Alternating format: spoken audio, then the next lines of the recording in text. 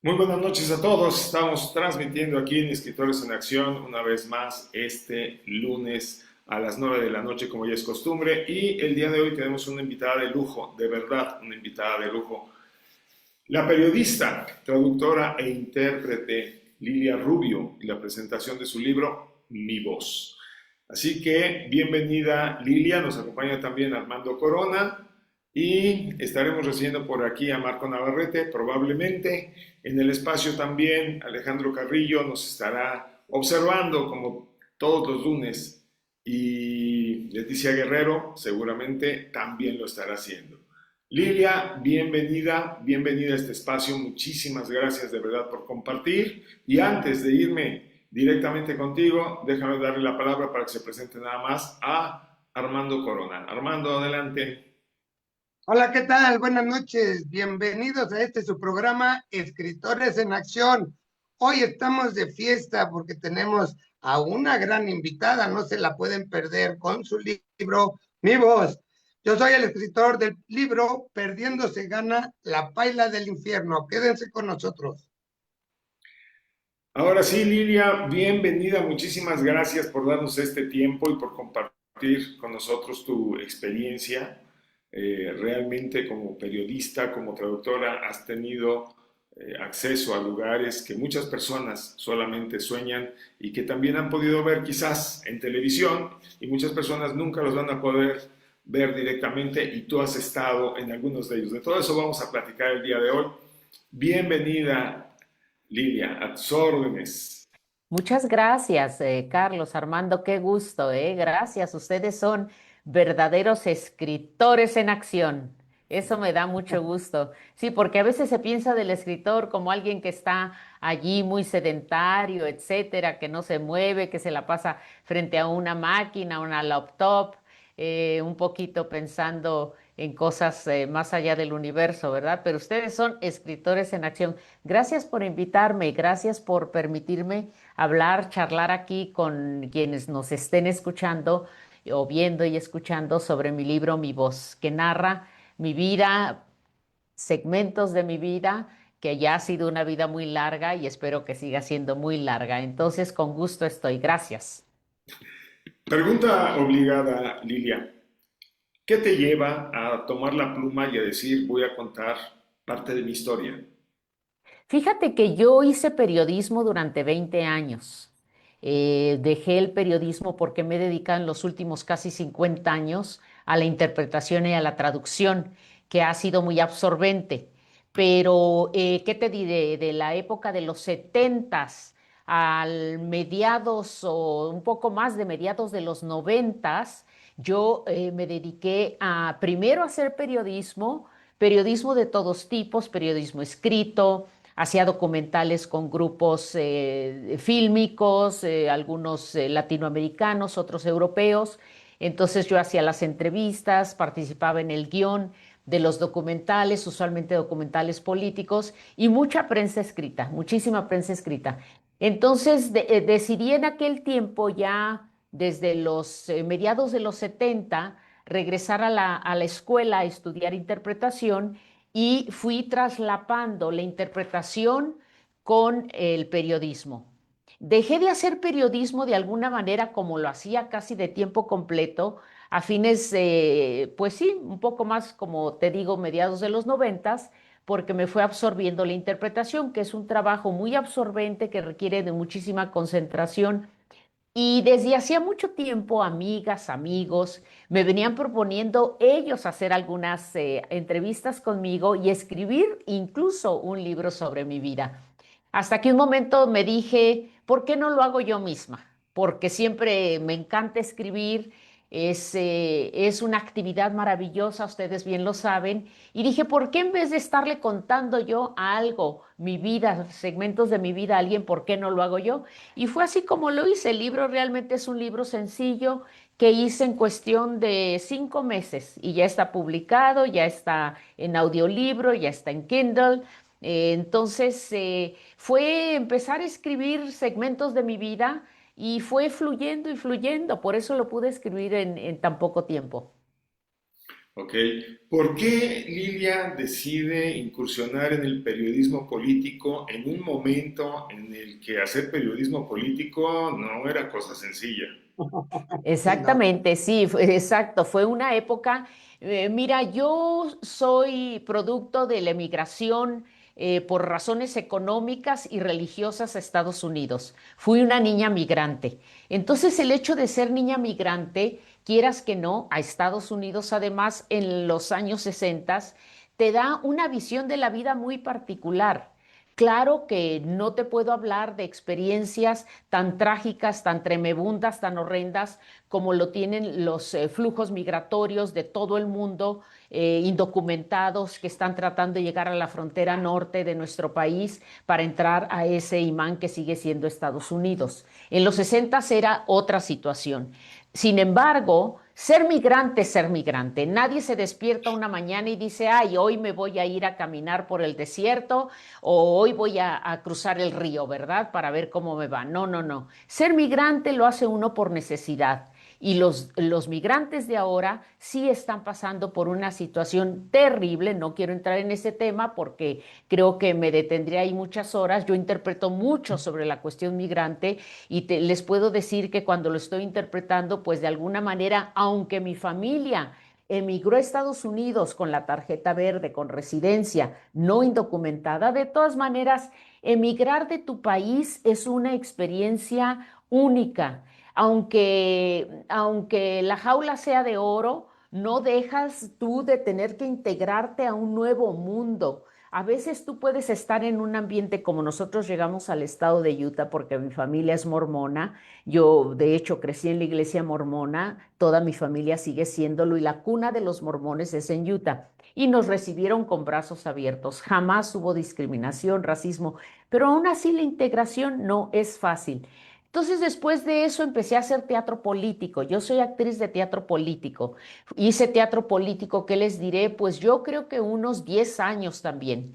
Cuando estaba haciendo teatro político me fui a recorrer toda América Latina, desde México hasta Argentina. Ya no llegamos a Chile, que ya había sido el golpe de Estado contra Salvador Allende en el 73, el 11 de septiembre. Ya no llegamos a Chile, pero sí llegamos hasta Argentina, cubriendo por tierra toda Centroamérica. Cruzamos en avión de Panamá a Colombia. En Colombia participamos en varios festivales de teatro político que en los 70 estaban en gran auge.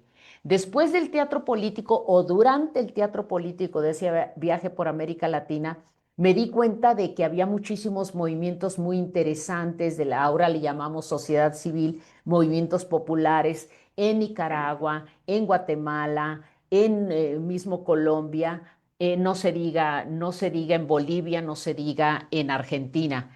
Y allí conoció a un grupo de periodistas que hacían documentales y me dijeron que por qué no me ponía yo a entrevistarles, hacía falta una entrevistadora. Entonces, sin ninguna técnica, el otro día me estaba preguntando una amiga, ¿y cómo empezaste a escribir? Le dije, pues empezando, lo hice haciéndolo. Después sí, fui a la universidad, tomé varios cursos. En la Ciudad de México fui a la Carlos Septién, tomé todos sus cursos. En la Universidad de Brigham Young University de Utah también tomé todo el curso de periodismo, pero fue mucho, mucho después de que yo empecé a escribir. Así empecé por la necesidad y por el gusto y me enamoré del periodismo. ¡Qué maravilla! Armando, adelante. Oye, Lilia, fíjate que ahorita con todo lo que nos hablas, a mí me surgen algunas inquietudes de saber qué pensaba Lilia cuando era niña, qué le dio la fuerza, qué imaginabas, imaginabas haber llegado, o sea, si habías imaginado en tu niñez lograr lo que hoy logras. A ver, platícanos un poquito sobre Lilia, pero en la etapa de niña, de qué soñaba. A Fíjate que ver, yo soñaba muchas cosas porque mis padres soñaban también. Yo vengo de padres soñadores y padres hacedores también, personas que hacen las cosas, no solo las sueñan. Siempre me enseñaron a que si tú vas a soñar algo, más te vale tener un pequeño hilo entre tu sueño, que puede estar acá arriba, que puede estar en algo nebuloso, pero con tu realidad. Yo vengo de una familia campesina de Jalisco, muy pobre. Mis abuelos y mis padres eran campesinos de Jalisco, de Calzón de Manta, de Guarache. De allí vengo yo. Papá y mamá apenas lograron escribir, leer y escribir. Entonces, ellos se fueron de este pequeño pueblo de Jalisco que se llama Tequesquitlán, se fueron a Tijuana antes de que yo naciera. Los primeros años de mi vida fueron en Tijuana. Aunque yo nací en Jalisco, inmediatamente nos fuimos a Tijuana y yo estuve los primeros 10 años en Tijuana en una situación muy precaria de mis padres y de ahí nos fuimos a Utah. Yo creo que los sueños son muy importantes, que creo que debemos reconocer la belleza de los sueños y la posibilidad de los sueños, que no se queden solo en sueños, que tengamos siempre un vínculo con la realidad, eso me parece muy importante. Cuando yo estaba en Tijuana con mi familia, vivíamos en una colonia popular sin agua, nos bañábamos a jicarazos, no había electricidad, etcétera. Cuando llegamos a Utah era una situación totalmente diferente.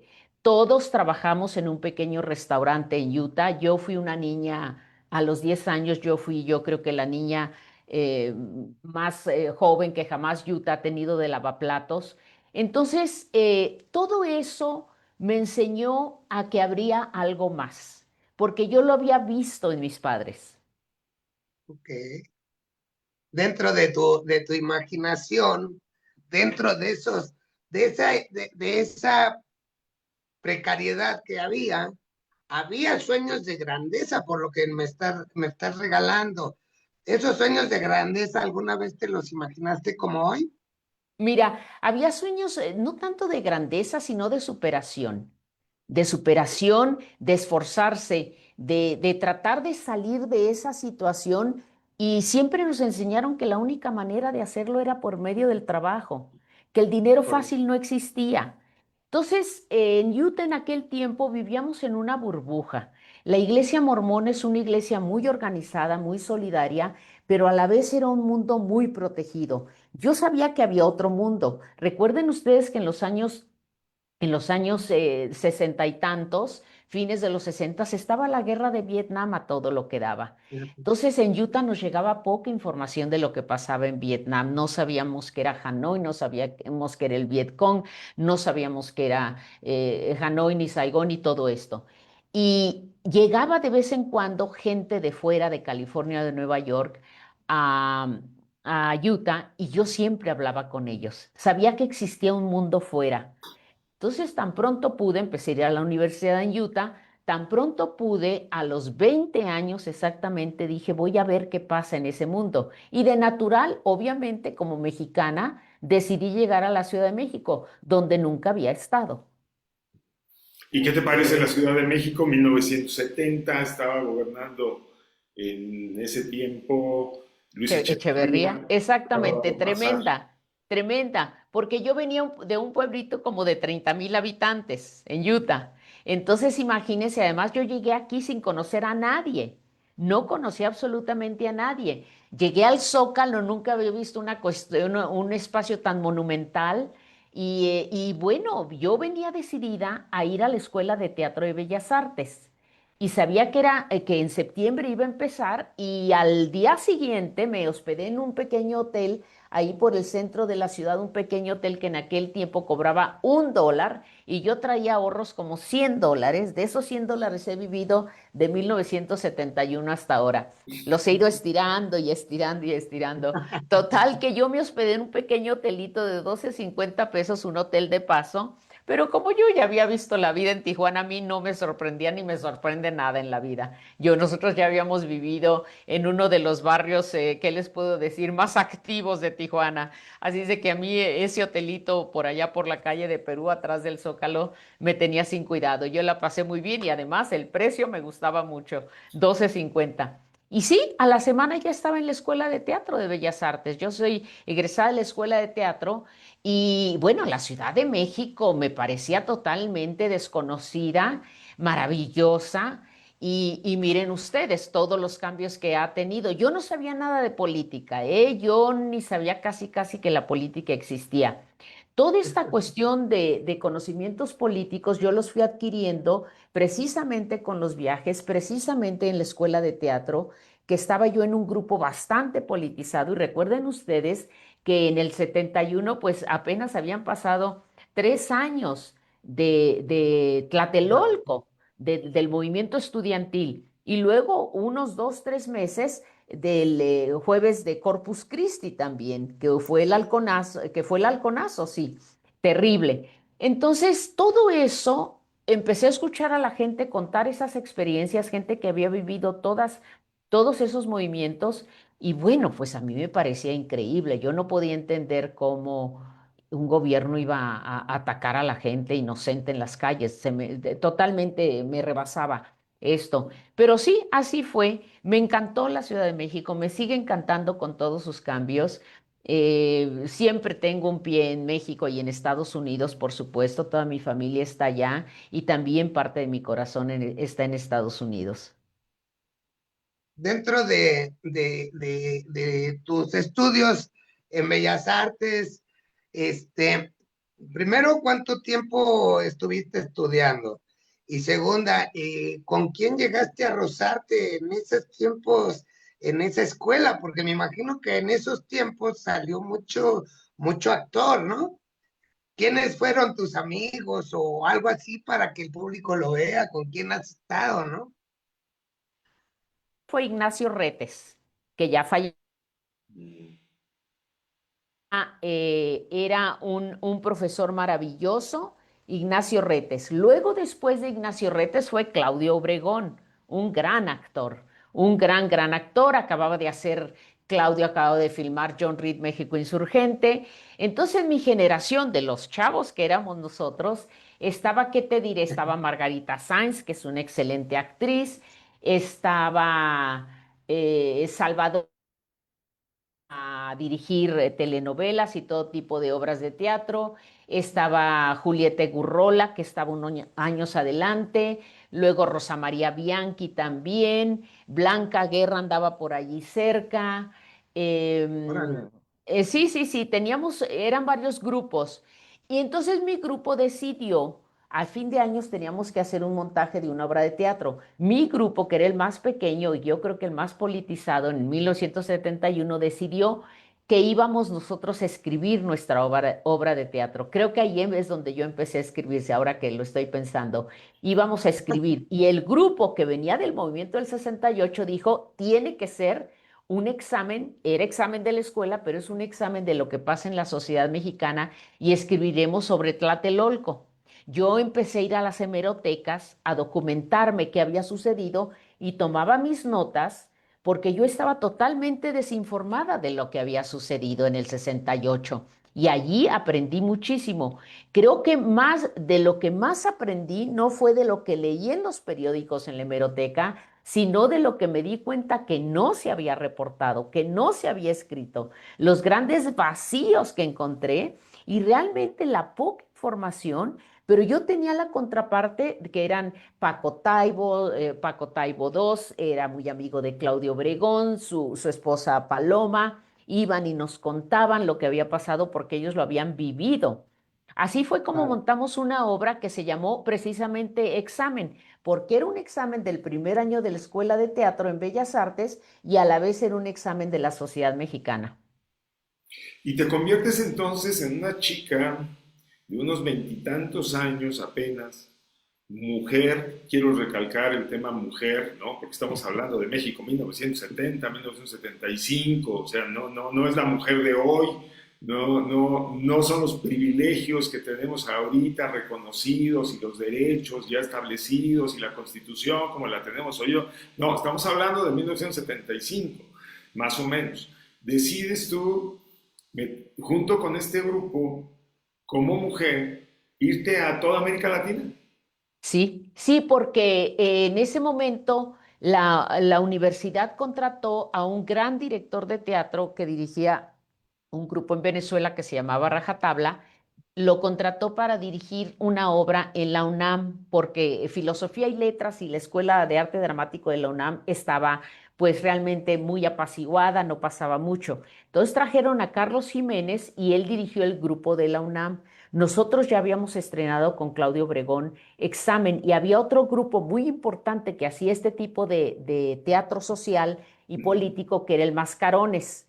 Entonces, en la UNAM, cuando estos muchachos estudiantes terminaron de ensayar varios meses su obra con el gran director Carlos Jiménez, había un tipo de comité censor en la UNAM. Cuando vio la obra que se llamaba Fantoche, pero era según la obra de un gran escritor, Peter Weiss, El Fantoche de Lusitania, cuando vieron que esta obra hacía alejamientos brechtianos, alejamientos del público de la lucha de Angola, etcétera, etcétera, la lucha de Angola contra el colonialismo portugués.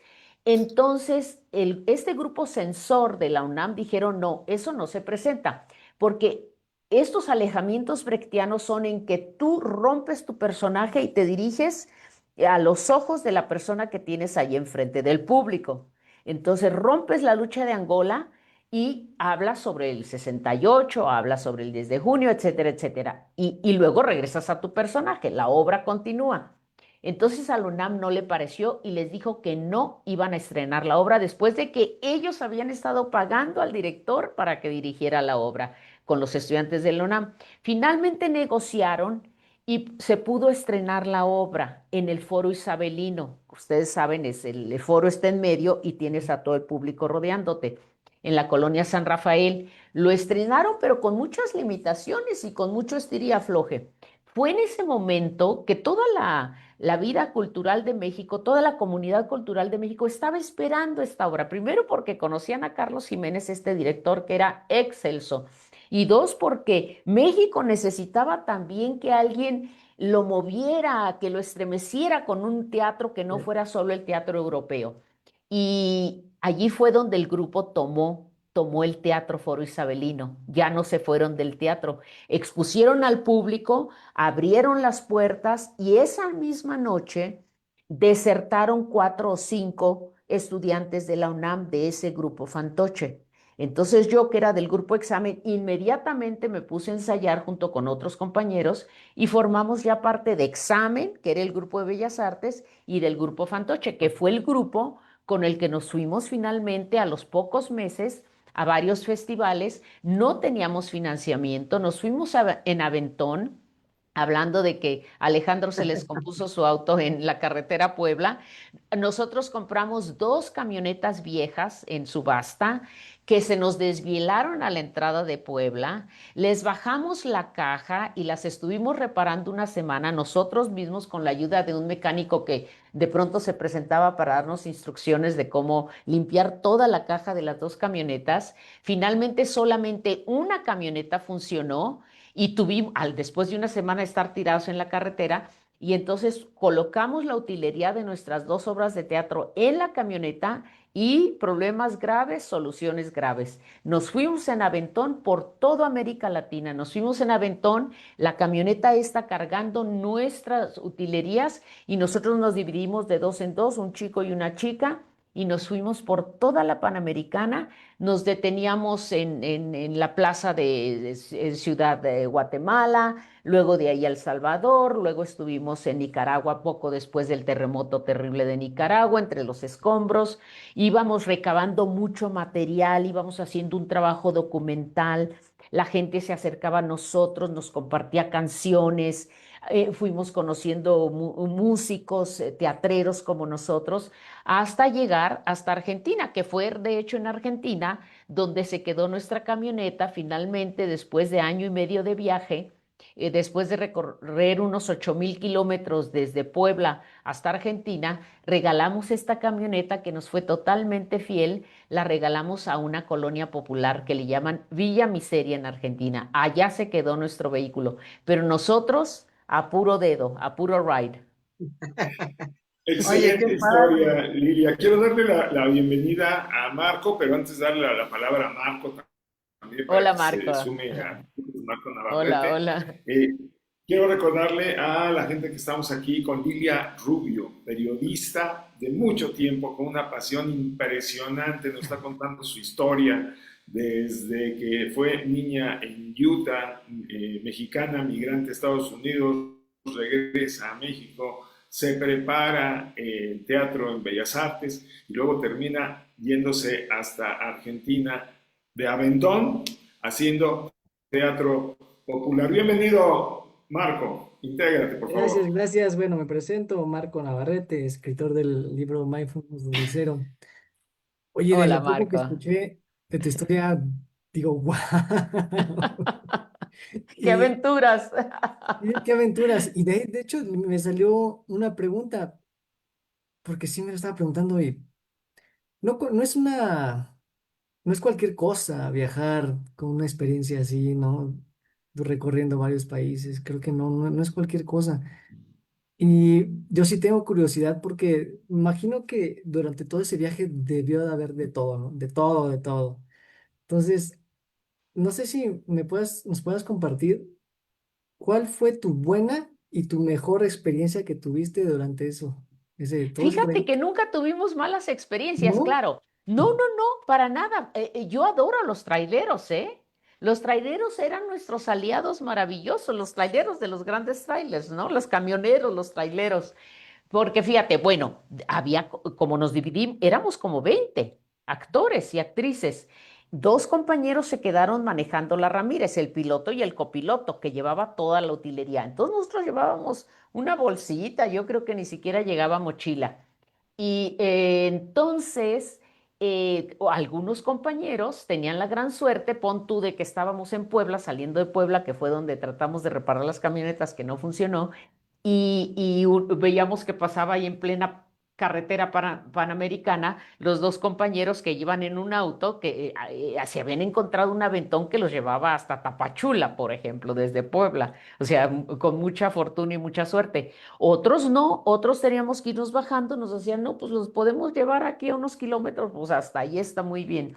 Los traileros eran maravillosos. Siempre se detenían, nos veían en pareja, un compañero y una compañera, no entendían quiénes éramos. Nosotros les estábamos eternamente agradecidos, se daban cuenta que éramos estudiantes, universitarios de Bellas Artes, les parecía poco comprensible lo que estábamos haciendo. Nosotros les pagábamos, no teníamos dinero, no había ningún financiamiento universitario. De hecho, la universidad nos veía como los niños terribles, por supuesto, porque les habíamos ocupado el foro isabelino. El foro isabelino quedó ocupado con nuevos grupos de los SHs que se empezaron a sumar para que no se cerrara el teatro en la colonia San Rafael. Total que de agradecimiento a los traileros, muchas veces, esto fue divertidísimo, nada más de estarlo recordando me da mucho gusto, les cantábamos rancheras, porque todos, los traileros, muchos eran centroamericanos, pero todos se las conocían de Ay, Jalisco, no te rajes, y todas las de Jiménez y las de Pedro Infante y las de Jorge Negrete. Íbamos a capela por la carretera cantando. Nos invitaban a comer. Ahí en sus restaurancitos de la carretera nos invitaban a comer. Sí, obviamente, eh, mucho nos dolía que tuvimos que hacerlo en Ride, en Aventón, porque nuestra idea original era irnos deteniendo en cada país, ofreciendo a las universidades, etcétera, etcétera, funciones por cierto pago, por una cuestión simbólica para seguir al país que estaba al lado. Pero no lo pudimos hacer porque cuando vas en Aventón no tienes control de cuándo vas a llegar. Entonces nuestro objetivo era, si alguien tenía la suerte de que lo llevaran desde Guatemala hasta El Salvador, ¿verdad? Porque esa era su gran fortuna, todos teníamos el punto de reunión en la Plaza Central. Allí nos reuníamos. Y yo hubiera o tronara, ahí teníamos que esperar. Si tú llegabas un día antes de que llegaran los últimos dos del grupo, pues muy mal, ahí te quedabas y cantabas, pasabas el sombrero, etcétera, hasta que no estuviéramos todos juntos en la plaza central de X, Y o Z país. Hasta ese momento salíamos otra vez o cantábamos ahí, pasábamos el sombrero, comíamos, si comía uno, comía todos, comíamos todos, y de allí nos íbamos al siguiente país y una vez más se repetía El punto de encuentro era la Plaza Central. Tuvimos mucha suerte porque los estudiantes, la Asociación Estudiantil de la Universidad de Panamá, no nos pagó con dinero, les dimos como varias funciones, nos pagaron con veintitantos boletos de avión, porque ustedes saben que no hay manera de cruzar de Panamá por el Darién y todo esto, tienes que volar. No hay carretera entre Panamá y Colombia. Entonces, muchos refugiados, muchos migrantes están cruzando el tapón de Darién, que es de las selvas, de las junglas más tupidas y más peligrosas y más difíciles, obviamente. Pues así están de desesperados los flujos migrantes en estos tiempos. Pero en aquel tiempo los estudiantes de la Universidad de Panamá nos pagaron, ese fue su pago porque nosotros teníamos el objetivo de llegar a Colombia a un festival de teatro. Llegamos y ya estaba el festival. Estaban artistas profesionales y artistas no profesionales como nosotros. Tampoco allí tuvimos dónde vivir porque ya todo el hospedaje estaba ocupado para el festival en Manizales, que es un lugar pequeño. Total que tomamos una gran casona abandonada con muchas ratas y muchas arañas y las vigas todas roídas y estaban cayéndose y los pisos con hoyos y todo esto. Ya era una casa condenada que la iban a demoler. Pues allí nos quedamos a dormir, pero nos presentamos finalmente desde que habíamos empezado el viaje, que ya llevábamos como, pues yo creo que mínimo 2 meses para llegar a Manizales todo Centroamérica y cruzar hacia Colombia, nos presentamos en un teatro, finalmente. Entonces nosotros bromeábamos de que tú puedes hacer teatro en cualquier lugar, en las calles, en las cárceles, en los mercados. Incluso puedes hacer teatro en el teatro. También se vale hacer También. teatro en el teatro. Sí. Exacto. Tenemos algunas personas que nos están viendo. Muchísimas gracias, Vicky Moreno. Gracias, Pati Pérez Pineda. Gracias, Manuel Luisa Perales. Y aunque se ha estado respondiendo, pero no quiero dejar pasar la pregunta de Vicky, que dice, muy buena entrevista. ¿Qué tan difícil fue para ella salir adelante en aquellos años como escritora de política siendo mujer? Fíjate que fue muy interesante porque sí, teníamos, yo casi cuando estuvimos hablando de ser mujer, cuando llegamos finalmente en ese recorrido, ya no éramos los 20. Los compañeros de teatro se regresaron de Caracas después de un gran festival en el Ateneo de Caracas y nos quedamos solamente 4 compañeros, 3 periodistas, un músico y yo. Nos quedamos 5. Entonces, por ejemplo, cuando llegamos a siglo XX, a las minas de estaño, que son de las más grandes, importantes minas de estaño del mundo, en el departamento de San Luis Potosí, en Bolivia, primero íbamos a hacer un documental, esa era nuestra idea, lo hicimos de hecho. Entonces, cuando estábamos hablando con el sindicato de mineros, todo dijeron, bueno, compañeros, ustedes saben que es muy peligroso porque hay explosiones en la mina, etcétera, etcétera. Pero nosotros íbamos decididos a hacerlo. Y hablamos y dijeron que sí. De pronto dice un minero de los sindicalistas, la única que no va a poder entrar es usted, me dice a mí. Le digo, ¿y eso como que por qué? ¿Por qué no puedo entrar? Porque no podemos permitir que entren las mujeres a la mina. Eso es realmente, es una creencia que tenemos. Yo le llamaba discriminación, nunca dije que era discriminación, pero eso me parecía, porque en la mina de siglo XX, en las minas de todo el mundo, de hecho, pero allí es donde realmente lo vi en vivo y en directo, en las minas, el diablo es el Dios.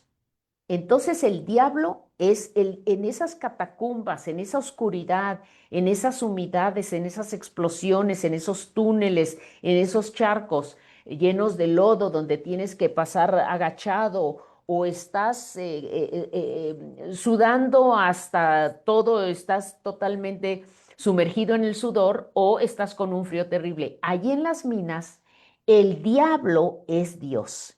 Y entonces tienen ellos unas enormes figuras que ellos mismos hacen, que los mineros hacen, son unas enormes esculturas con unos ojos protuberantes, con unos cuernos protuberantes, es mitad hombre y mitad animal, mitad toro, mitad animal. Y entonces está el toro sentado como en un trono y ahí es donde los mineros, esto lo encuentras en diferentes niveles porque las minas obviamente como son en plena montaña, tienen diferentes niveles, los encuentras en diferentes niveles y es allí donde los mineros se van a comer. Entonces, el momento que entras tú a la mina, tú estás con el diablo que es tu Dios y Señor. Y el diablo, además, este Dios de las minas, tiene a su mujer, que que la Pachamama. La Pachamama es su mujer y por eso no permiten los mineros que entre otra mujer, porque la Pachamama, que ahí sus chicharrones truenan, como decimos en Jalisco, ella es la mujer y no puede permitir que haya ninguna otra mujer. Bueno, entonces se imaginan ustedes con ese tipo de creencias. Entonces, finalmente yo dije, no, yo esta no me voy a quedar fuera, por supuesto. Además, yo iba a hacer las entrevistas interior Mina porque mis compañeros iban a filmar. Les dije, miren, finalmente hablamos y hablamos y hablamos. Yo les dije, miren, compañeros, lo que pasa es de que las mujeres bolivianas han tenido un papel muy importante en el trabajo de la mina. Hay mujeres mineras, ha habido muchas mujeres mineras ahorita en sus campamentos aquí en siglo XX, Yayagua, así se llama el lugar. Solamente son las amas de casa, pero la mujer boliviana ha tenido un papel preponderante en el trabajo de la mina, lo cual era cierto, no mentía yo, ni lo inventaba. Finalmente les dije, miren compañeros, eh, yo no voy a entrar como mujer, ¿eh? Yo no entro como mujer.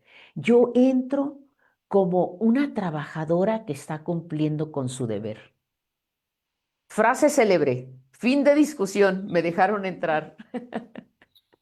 Órale. Entonces ese tipo de experiencias, luego, por ejemplo, en Argentina, llegamos directamente en Argentina cuando estaba toda la efervescencia política. Y allí sí tenías que ser muy fuerte porque los argentinos son muy apasionados políticamente, es un pueblo muy politizado y muy apasionado. Y allí si te veían con la grabadora en el hombro, pues te podían dislocar el hombro, te podían tirar al suelo, pero te la quitaban para que no estuvieras grabando. Entonces, si no ibas muy resuelta lo que estabas haciendo, sí, varias veces me quedé sin grabadora, por supuesto. Tuve que andar consiguiendo, casi siempre regalado, porque no tenía yo con qué comprar grabadora. Pero sí fueron momentos muy interesantes, pero no me puedo recordar de ningún momento del cual yo me esté lamentando. Eso tiene mi libro. Mi libro, las personas que lo están leyendo lo han leído, dicen, oye, es que tú cuentas unas historias en tu libro que son muy estremecedoras y siempre sales como, bueno, así sucedió y pues así sucedió. Y como yo lo hice de muy buena gana, porque yo estaba muy consciente y cuando estás consciente de algo en una de estas experiencias que no era nada fácil, porque tenías que vivir al día, tenías que andar comiendo cuando podíamos comer, tenías que andarte también de alguna manera arriesgando políticamente, etcétera, etcétera, sin ninguna subvención, sin ningún apoyo, pero lo hacía convencida. Y la convicción y la pasión son importantísimos. Entonces, no me acuerdo de ningún momento terrible que yo diga eso lo cambiaría, porque realmente nunca hubo un momento terrible. Y sí hubo momentos terribles. Mucho depende cómo los vivas y cómo los vas tú digiriendo a través del tiempo. Así es. Armando, adelante. No, pues sorprendente todo ese viaje, pero bueno, y ahora me quisiera ir más al presente. Lilia tiene su libro ¿qué es lo que quiere regalar con este libro? ¿Hacia dónde va? Este libro, ¿hacia dónde va? ¿Qué quiere tocar en las personas, en los lectores? Mira, después de esa etapa decidí regresar a la escuela. Entonces fue cuando me hice intérprete. Es importante que mencione esto porque, bueno, de hecho, la interpretación es de lo que yo he vivido, no tanto del periodismo, que lo hice, como ya les dije, unos 20 años, pero yo no vivía de eso del periodismo. Tuve que llegar un momento en que dije, a ver, espérate, ¿qué voy a hacer? ¿De qué voy a vivir? Y fui a la escuela y me hice periodista. Me hice intérprete y traductora. Intérprete es lo que se habla, es la traducción hablada y la traducción es la escrita, porque mucha gente no conoce esta diferencia. Yo hago los dos. Hago interpretación hablada, que es a lo que más me dedico, pero también he traducido, bueno, toneladas de hojas de traducción. Pero ya llevo casi 50 años de ser intérprete, fíjense ustedes. Estoy como en el año 48 de ser intérprete y no he parado. La interpretación me ha dado muchísimo. Yo, como tuve toda esa experiencia de América Latina, y para ser un intérprete, tienes que tener una amplia cultura en ese sentido, ya sea una cultura general, puede ser, pero ese viaje por América Latina, donde yo conocí a tantas personas que estaban en procesos tan apasionantes, aprendí de ellos. Entonces eso me llevó, curiosamente, esa experiencia me llevó a convertirme en una, no estoy diciendo una con una mayúscula, no, en una de las principales intérpretes de temas políticos, económicos, sociales, problemas sociales en general, problemas feministas, problemas LGBTQ, problemas religiosos, porque vengo de una familia religiosa, la mormona. Yo ya no la practico la religión, pero respeto mucho todas las religiones. Entonces, todo ese acervo que yo acumulé en este viaje, que yo creo que fue el inicio de mi formación, aprendí a través de esto de que a mí me encanta la política, me encanta la economía, todos los procesos económicos me apasionan, me encanta escuchar a la gente defender sus posiciones, debatir posiciones políticas de centro, de izquierda, de derecho, personas apolíticas. Me encanta escuchar lo que dicen los ateos, los musulmanes, los budistas, los agnósticos. Entonces, eso me ha permitido pues estar en los últimos casi 50 años y en los últimos 40 años he sido muy afortunada porque yo he estado en los equipos de los presidentes de México desde Salinas de Gortari. Es decir, es un equipo, formamos un equipo. No lo hago yo, lo hacemos entre todos el trabajo. Las presidencias necesitan todo un equipo y es de lo que yo formo parte. Entonces he sido afortunada porque he estado siguiendo la política mexicana durante 7 sexenios. Este es el séptimo en este momento con la presidenta Sheinbaum. Entonces eso es muy interesante porque vas haciendo la transición. El PRI que duró más de 70 años, luego de ahí obviamente terminó y luego fue Fox, luego Calderón, luego regresó el PRI otra vez con Peña Nieto, después López Obrador y ahora la doctora Sheinbaum. Entonces nuestros equipos de intérpretes, como la interpretación es un trabajo tan especializado, más a estos niveles que yo les estoy hablando, que vamos haciendo la transición de un partido político al otro, con el mismo respeto de todos, porque un intérprete no es un opinador, no es una persona que vaya a arreglarle la plana a ningún otro que esté hablando, no. Un intérprete tiene que ser preciso, exacto, tiene que decir la palabra como el otro señor o la otra señora lo dijo, tratar de ser tan fiel como mejor te dicte tu conciencia y tu conocimiento lingüístico a lo que esa persona está haciendo. No vas ni a juzgarlos, ni les vas a decir que se equivocan, ni vas a hacer ninguna aclaración, ni vas a hacer ninguna falta de confidencialidad. Todos trabajamos bajo la confidencial más profunda del mundo. De nuestra boca no sale absolutamente nada de todo lo que interpretamos. Nuestro trabajo es ese, somos un vehículo de comunicación. El trabajo de la interpretación es un trabajo cultural. Si por cultura entendemos aquella comunicación que se da entre los países, entre las naciones, entre los individuos, etcétera, etcétera, y ahí está el intérprete. Qué bueno fuese que todo mundo hablase los idiomas de los otros, pero sabemos que este mundo está cada vez más interrelacionado y necesitan de nuestros servicios. Entonces, por 7 sexenios, tengo la gran fortuna de estar todavía en este sexenio colaborando junto con muchos otros colegas. He estado yo siguiendo la política y los procesos de este país y lo cual me hace sentir muy afortunada. Bien, Lidia. Marco, adelante. Ya te vi que estabas queriendo hacer una pregunta. Adelante, adelante. Más bien, no, es que ahorita de la historia que contó hace rato, me recordó como la historia del Minotauro, ¿no? Donde los griegos lo tenían en su laberinto y se supone que era el que cuidaba, ¿no? Sí, Y tenía mitad buey, mitad humano, ¿no? Y era una así bestia, era, ¿no? Así. así era. Este, de hecho, bueno, mientras te platicaba lo de intérprete, sí me surgía la idea porque dije, o sea, entonces, ¿cuál es su función? Pero entonces ya más o menos lo entendí, o sea, tu función es hacer esa como transición, ¿no? Vamos a lo que dejó este partido, lo paso al otro, ¿no? O si es así, más o menos, lo que entendí. Mira, no es lo que dejó este partido, lo paso al otro. Cada partido tiene sus propios programas. Ujú.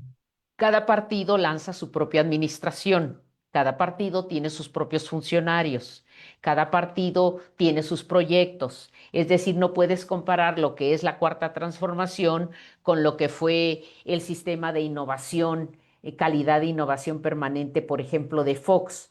Entonces, lo que nosotros hacemos como intérpretes, termina un sexenio, ellos se lanzan a sus campañas presidenciales y eh, se da usualmente por un tipo de licitación y como somos un grupo tan pequeño en el país realmente de intérpretes, en un país de intérpretes, ¿qué les diré? En un país de 130 millones, por así decir, en México, en acción, en circulación, en permanente actividad, pues de todos los idiomas, porque tenemos ruso, chino, italiano, japonés, y lenguas indígenas ahora, ya tenemos intérpretes de lenguas indígenas, de seña que los vemos en todos los programas en la televisión, porque ya tener lengua de señas es un deber y es una obligación, lo cual celebramos. Los indígenas también, porque antes los indígenas se iban a juicios sin tener interpretación y muchas veces no entendían el español, etcétera. Pues no somos más de todo esto que les planteo, pues yo no quiero equivocarme porque los colegas me van a echar en cara, pero yo diría que unos 300 en un país como el 300, mexicano, 3 sí, millones. de todos los idiomas. Entonces, y estamos activos en todo esto. Lo que hacemos es hacer la transición. A nosotros no nos cuesta ningún trabajo hacer la transición porque nosotros no somos los que estamos lanzando los programas. Nosotros los que tenemos que hacer es interpretarlos a estos funcionarios, a estos políticos, que son los que son responsables. Nosotros no tenemos que rendir cuentas como intérpretes más que de nuestro trabajo lingüístico. Entonces, esto me ha llevado, por ejemplo, ¿qué les diré? Ha sido realmente para mí un honor porque he estado pues, no sé, yo creo que en unos 40 países, varias veces en cada país, en las grandes cumbres, en los G7, en el grupo de los 20, en el grupo de los 7, en el grupo de esto y del otro, en la Casa Blanca, en la oficina oval, que es toda una experiencia varias veces, con varios presidentes.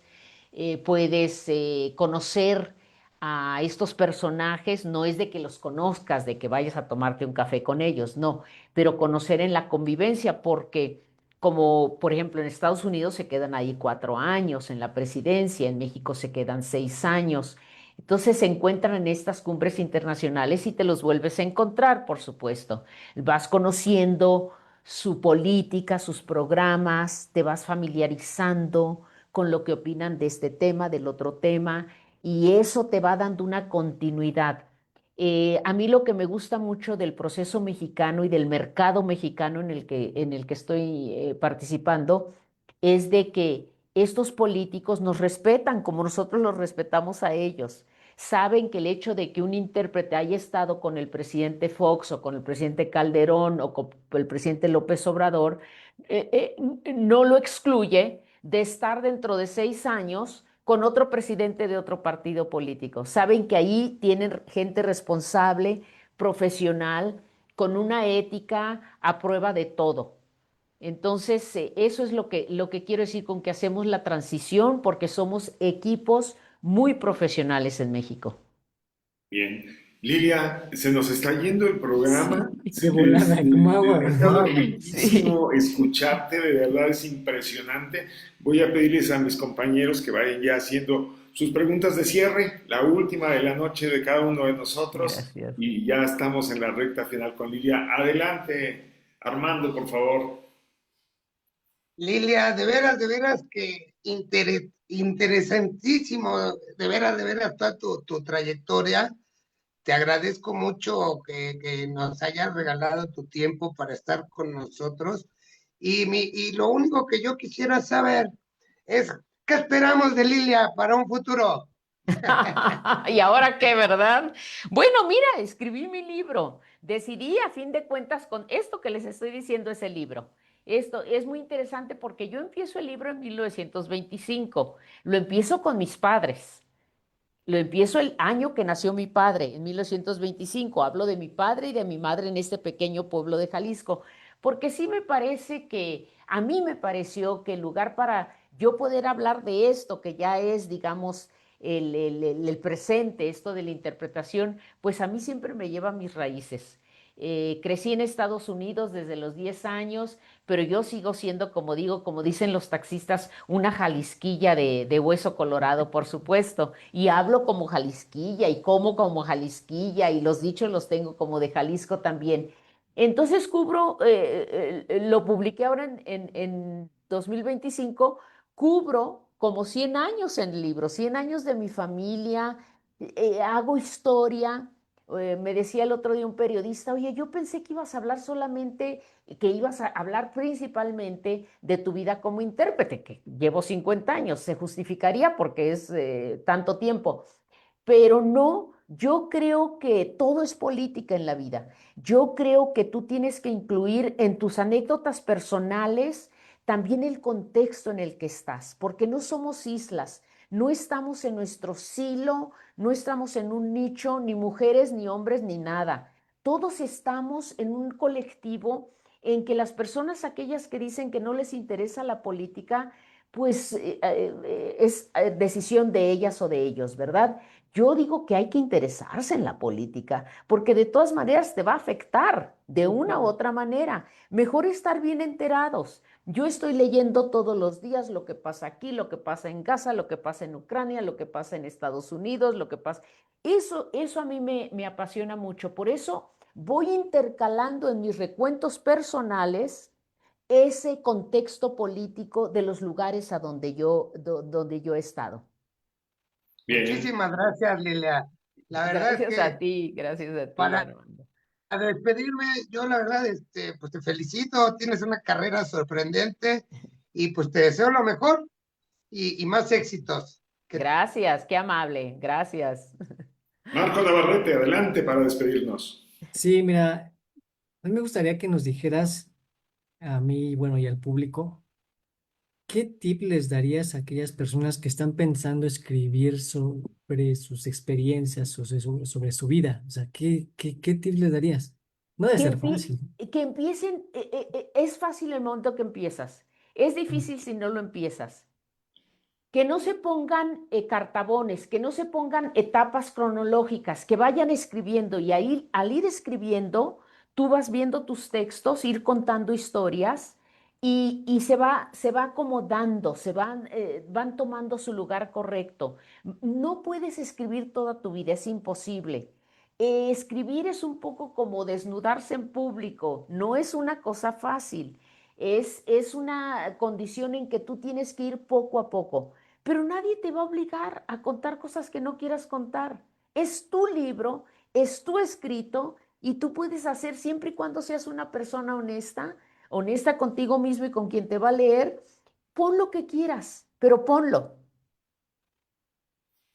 El Gracias, gracias. libro Mi Voz, una maravilla que cuenta la historia de esta mujer extraordinaria, niña, migrante, teatrera, de pueblo, de muchos pueblos, de muchas naciones, de 25 países visitados a lo largo de la vida y habiendo conocido gente como Indira Gandhi, lugares maravillosos como los palacios en Inglaterra y la Casa Blanca, y también ha sido el Palacio Nacional hasta la fecha. Lilia Rubio, te damos de verdad las gracias por haber estado con nosotros, las gracias por haberte abierto de esta manera, por hacer de esta hora que ya se nos fue de principio a fin, una hora maravillosa. Y ahora yo te pregunto a ti, ¿y tú con qué cierras? ¿Con qué cierras este programa? Quiero agradecerles a ustedes, Escritores en Acción. Me parece formidable lo que están ustedes haciendo, teniendo esta hora los lunes, invitando. Yo voy a darles algunos tips de amigos y amigas que pueden invitar también, que están haciendo cosas interesantes, si me lo Claro, qué permiten. bueno. Me encantaría, ustedes son realmente formidables, he pasado una hora maravillosa, ustedes son escritores en acción y están tratando de que la gente escriba, de darle a la gente esta delicia de escribir y de que lea también. Entonces, la agradecida soy yo.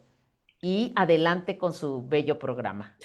Y yo creo que ha de tener ahí todavía sin fin de historias, ¿eh? O sea, no, nos podríamos pasar aquí, yo creo que 8 horas y contando y contando. Bueno, cuando gusten un día empezamos un poquito a desglosar la situación. Gracias. Es un compromiso, ¿eh? O sea, por nosotros la invitación está a la vuelta de la esquina. Gracias, Carlos. Eh, Eres muy gentil. Que estén ustedes muy bien. Muchísimas gracias, gracias a todos, gracias a los que nos acompañaron, gracias por sus comentarios y le damos las gracias a Lilia, a su casa productora. Tenemos tu libro, ¿en dónde lo podemos adquirir, Lilia? Está en Kindle ya y está en audiolibro también y está en algunas librerías cuya lista no tengo en este momento, pero estará muy pronto también en libro ya en físico a través de Amazon. Perfecto. Un honor haberte tenido, muchísimas gracias, gracias Marco, gracias Armando, saludamos a Alejandro y a Leti que no nos pudieron acompañar. Señores, se lo perdieron, un agasajo Sí. estar con esta mujer y de verdad, muchísimas gracias, Escritores en Acción. Nos vemos en la próxima lunes, 9 de la Próxima, nos noche. vemos. Buenas noches, Buenas No gracias. dejen de noches. Que estés escribir, bien. no dejen de Abrazos, hablar, no dejen de abrazos. compartir. Nos vemos. Gracias.